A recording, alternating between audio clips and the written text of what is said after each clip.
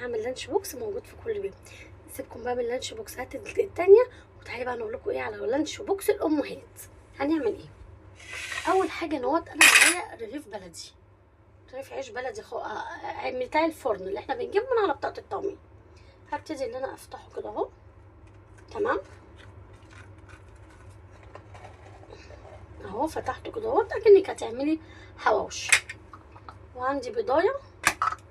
طبعا انا بتكلم كده اهوت علشان خاطر احنا بجد بقينا ناسيين نفسينا خالص. احنا بجد كده اهو بقينا ناسيين نفسنا بطريقه مبالغ فيها. يعني انا مش هحط ملح ولا احط اي حاجه خالص، مش عايزه لا احط ملح ولا عايزه احط حاجه.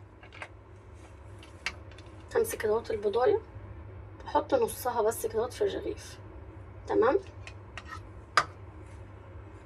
وهبتدي ان انا هعمله كده. تمام. مليت الرغيف. مش هو واضح ولا مش واضح؟ اهو واضح. بصوا كده واضح اكتر. عندي نوع جبنه موتزاريلا، هبتدي ان انا اخد منها شويه كده اهوت.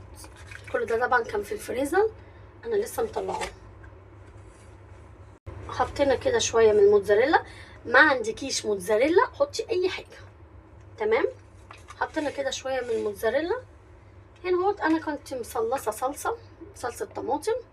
تمام. اهو كده معلقه.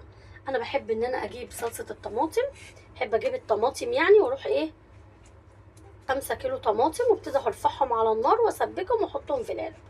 حطيت كده شويه من الطماطم، نحط عليهم رشه من الزعتر،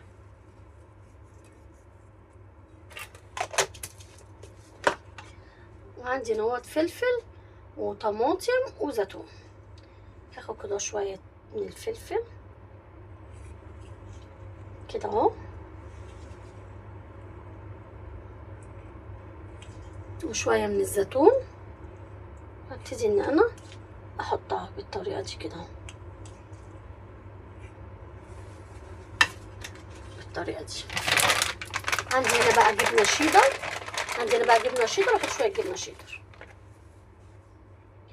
انا زي ما قلت لكم كل ده كده هو طالع من الفرن من الفريزر.